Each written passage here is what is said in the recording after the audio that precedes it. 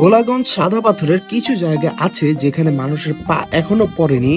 আজ আমি আপনাদেরকে নিয়ে এসেছি ঠিক তেমনই এক রহস্যময় জায়গায়, সাদা পাথরের রাজ্যে। চারপাশে কোনো জনমানবের নেই, নেই কোনো চিহ্ন। এই জায়গাতে এখন পর্যন্ত কেউ এখনো আসেনি। সো আমরা আজকে গিয়ে এক্সপ্লোর করব এই জায়গাটি। ভোলাগঞ্জ সাদা পাথরের বাংলাদেশের সাইডটায় সবাই ঘুরতে যায়, কিন্তু এমন একটি জায়গা আছে যেটা হলো ইন্ডিয়ার একদম কিনারে বা বলা যায় ইন্ডিয়ার মধ্যে। সো আজকে ওই ইন্ডিয়ার মধ্যে যেয়ে আমরা ঘুরে আসবো ভোলাগঞ্জ সাদা পাথরের এক নতুন জগতে। সাদা পাথরের এই অপরূপ পানির ঝরার ভাষা আর এর পাশে পাহাড়ের যে একটা পরিবেশ যা মন মুগ্ধ করে দেবে সবার। আমরা তো আর এই জায়গার কোন জায়গায় একদম ইন্ডিয়ার কাছে বা কোন জায়গায় মানুষ যায় না সেটা তো আর জানি না। তাই আগে থেকেই বলে রেখেছিলাম এক চাচাকে যারা এখানকার স্থানীয়। সো সে আমাকে নিয়ে যাবে এমন একটা জায়গায় যেখানে আজ পর্যন্ত মানুষ খুব কম সংখ্যক যায়, আবার সেখানে যাওয়া বিজিবি বা বর্ডার গার্ডের নিষেধ। তারপরেও আজকে ওই জায়গাতে যাব, যাওয়ার পরে ওই জায়গাটা এক্সপ্লোর করব, ওই জায়গাটার প্রকৃতির সৌন্দর্য সম্পর্কে জানাবো, আর যদি পারি ইন্ডিয়ার ভেতরে গিয়েও ঘুরে আসবো। পাহাড় যাত্রা দিতে যাইতাছি। এটা হইলো ওই পাহাড় যে পাহাড়ে মনে করেন কোনো ঘনবসতি নাই, আদিমানব পাওয়া যাইব বাংলাদেশের শেষ সীমানায়।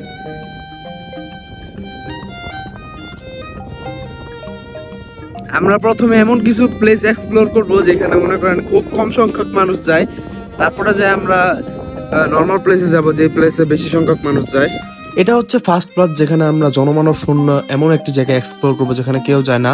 আর সেকেন্ড পার্ট আসতে চলেছে যেখানে বাঙালিদের একটা দর্শনার্থী প্লেস ঘুরে দেখাবো, ভোলাগঞ্জ সাদা পাথর। পাহাড় সাইডে যে পাহাড় থেকে পরে যাব হইলো ওই পাথরের জায়গায়। পাহাড়টা আগে এক্সপ্লোর করা দরকার, কারণ এসব জায়গায় খুব কম সংখ্যক মানুষ চায়। চলুন যাই।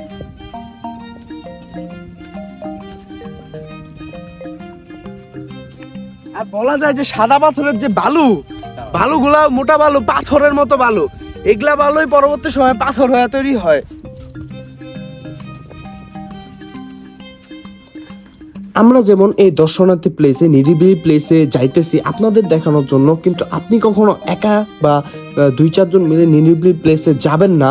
আর গেলেও স্থানীয় কোনো কারো সহযোগিতা নিয়ে যাবেন, নাহলে এখানে কোনো ক্ষতির সম্মুখীন হতে পারেন। এগুলা পাথর কি করে কাকা? বিক্রি করে কার কাছে?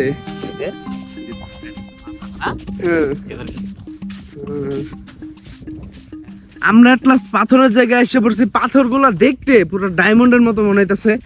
আর আসল রহস্য কি, সাদা পাথর জায়গায় পাথরগুলো আসলে সাদা কেন, এই জিনিসগুলাই বোঝা যায় না। এই জায়গাতে পাথর দিয়ে হাঁটতে হাঁটতে উষ্টা খাবেন শিওর, কিন্তু উষ্টাটা বিষয় না, মেইন বিষয়টা এইটা যে খুব সাবধানে এবং সতর্কতার সহিত দেখা দেখে হাঁটবেন। কারণ এই জায়গাটা নিরিবিলি প্লেস, এগুলা জায়গাতে সাপ এবং ছোট ছোট পোকা যাকে বিচ্ছু বলা হয় এগুলোও থেকে থাকে। আমি 2-1টা দেখছি, কিন্তু এগুলো চলে গেছে। বিচ্ছু দেখছিলাম, ওগুলো চলে গেছে, না হলে আপনাদেরকে দেখাতে পারতাম। আমরা এমন জায়গায় আছি, পাশেই হলো ইন্ডিয়া, আর এখানে হলো সাদা সাদা পাথর। এই জায়গায় আসা একদম নিষিদ্ধ, তারপরে আমরা আপনাদের জন্য এই জায়গায় আসছি, কারণ ইউনিক প্লেস ঘুরে দেখানো হলো আমার কাজ। তাই আমি এত ইউনিক জায়গায় আসছি যেখানে আজ পর্যন্ত অনেক মানুষ আসে, কিন্তু এটা নিষেধ, বিজিবির নিষেধ এবং বর্ডার গার্ডের নিষেধ। তারপরে আমরা ওই সাইডে যাব না, বেশি রিস্ক নেওয়া যাবে না। আর ওই সাইডে গেলে তো আমরা পাহাড়টা এক্সপ্লোর করতে পারবো না, কিসের জন্য পাহাড়ে ওঠার মতো অ্যাবিলিটি নাই। সো আমরা এদিক থেকে পুরাটা ঘুরতে ঘুরতে আমরা ভাইরাল যেই জায়গায় মসজিদটা, পাহাড়ের মধ্যে সাদা পাথরের মধ্যে যে মসজিদটা, মসজিদের কাছে যাব। চলুন যাওয়া যাক।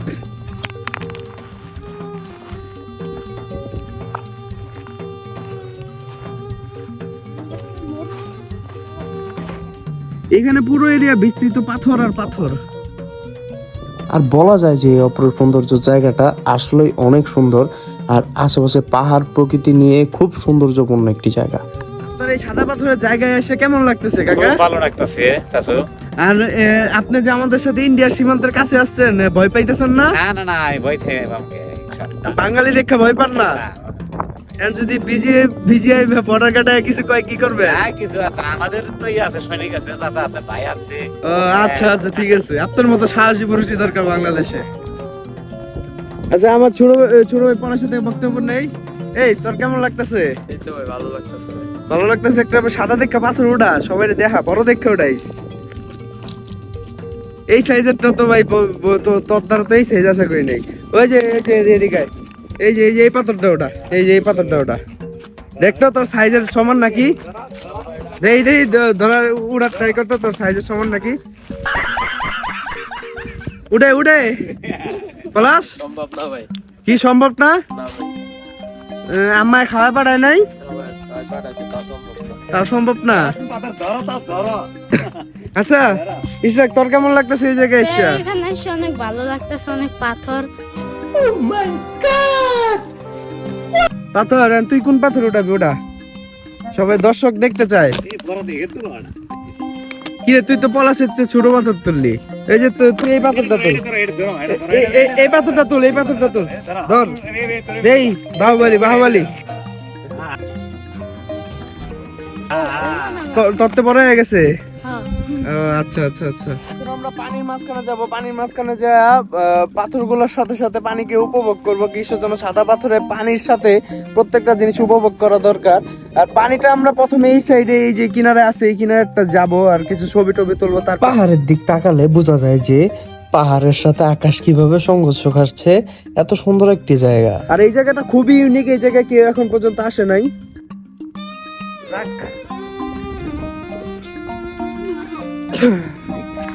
এখন আমরা পানির ভিতরে যাই। কাকাইবেন না?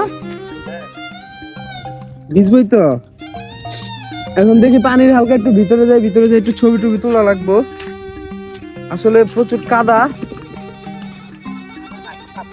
পাথর।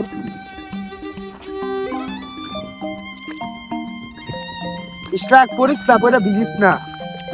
পিছলা কিন্তু অনেক পিছলা। ইশরাক করিস না। পাথরগুলোর মধ্যে শ্যাওলা পড়ে গেছে। কি পরিমাণ সাদা আর কি পরিমাণ চকচকে পাথর ছিল বলে শ্যাওলা পড়ে গেছে, দেখছেন আপনারা? প্রচুর পরিমাণে শ্যাওলা। আর কিন্তু এই জায়গাটা পানি এত ঠান্ডা আর এত মানে কি বলবো, বলার কোনো ভাষা নেই। এত ঠান্ডা পানি আর এত সুন্দর, যা বলার বাইরে। এখানে প্রচুর পরিমাণে ক্ষুদ্র ক্ষুদ্র মাছ দেখতে পারবেন, কিন্তু এখন দেখা যাইতেছে না।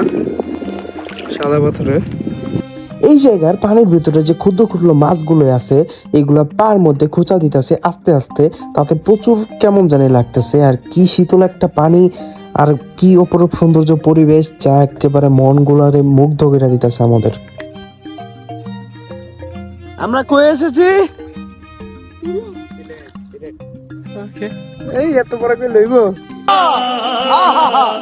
কারো জোশ নাই, সবার খিদা লাগছে, কারো জোশ নাই।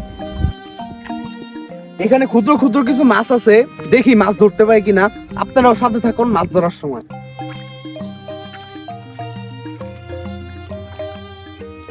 খুবই চতুর হয় তারা, মানে ছটফটায় চলে যায়।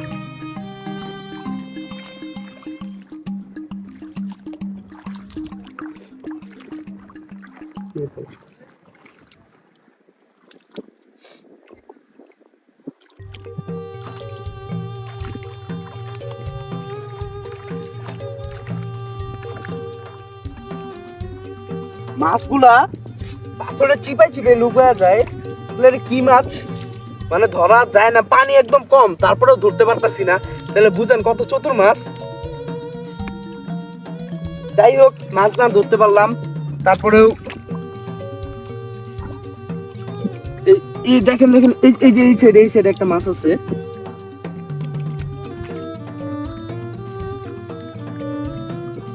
এদিকে আসেন আনার মধ্যে মাছ দেখছিলাম।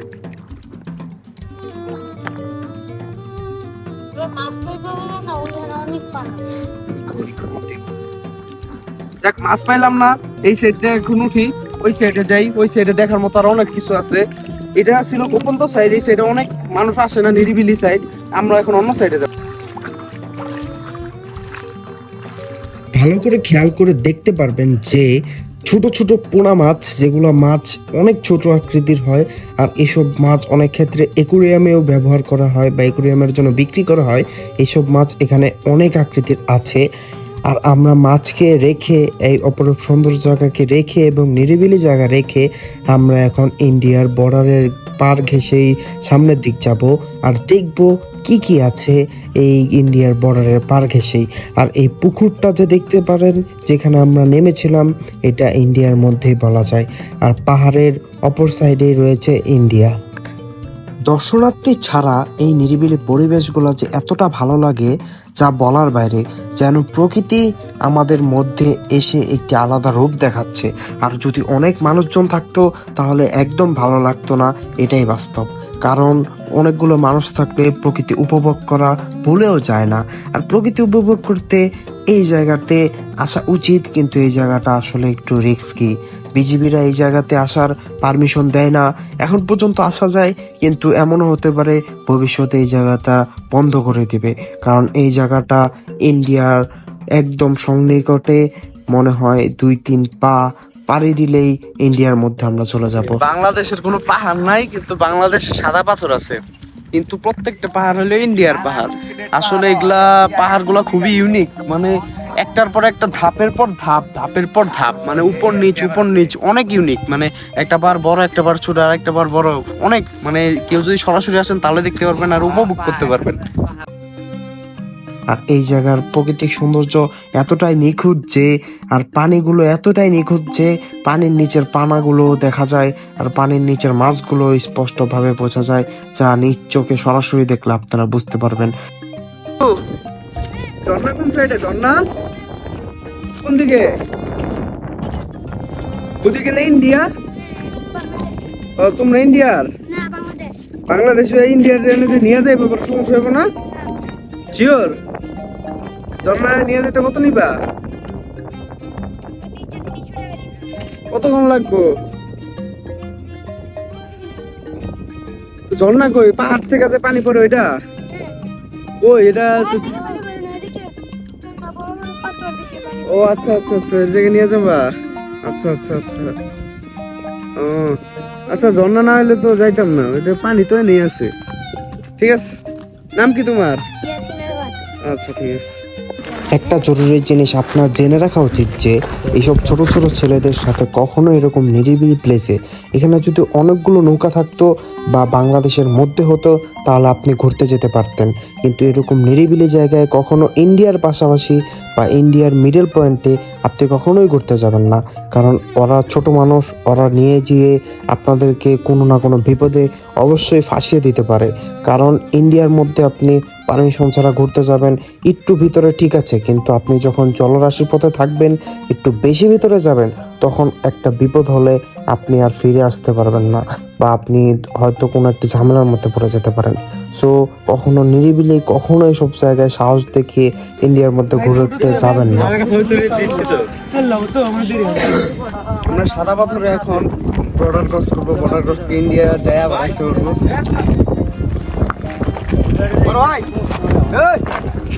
আমরা এখন ইন্ডিয়া আছি, ঠিক আছে,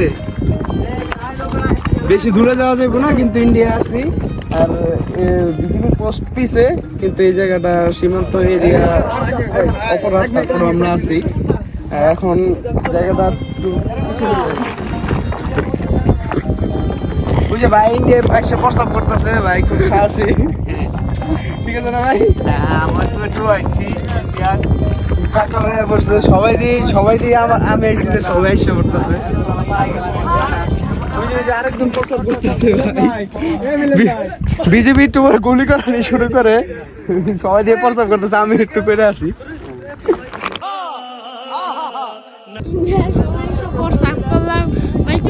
ইন্ডিয়ায় মূত্র বিসর্জন কমপ্লিট। ইন্ডিয়ার ভিতরে দেন, এটা বাংলাদেশ, ইন্ডিয়ার ভিতরে মূত্র বিসর্জন। ভোলাগঞ্জ সাদা পাথরের একদম নিরিবিলি পয়েন্টগুলোতে আপনাদেরকে আজকে ঘোরালাম। নেক্সট পার্টে দেখাবো ভোলাগঞ্জ সাদা পাথরের বিখ্যাত মসজিদ, আরও দেখাবো ভোলাগঞ্জ সাদা পাথরের পানির জলরাশি, পাথরের অপরূপ স্তূপ এবং ভোলাগঞ্জ সাদা পাথরের বাজার, যেখানে রয়েছে অনেক জিনিসপত্র, অনেক কিছু। ওই পার্টটাও খুব ইন্টারেস্টিং হতে চলেছে। আর আপনি কখনো একা বা কয়েকজন নিয়ে কখনো এরকম জায়গা এক্সপ্লোর করতে যাবেন না। স্থানীয় কোনো মানুষের সাহায্য নিয়ে যাবেন। আর এরকম ভিডিও পেতে অবশ্যই আমাদের সাথেই থাকবেন, সাবস্ক্রাইব করবেন আমাদের চ্যানেলটি, আর অবশ্যই ভিডিওটি ভালো লাগলে শেয়ার করে দিবেন, লাইক করে দিবেন।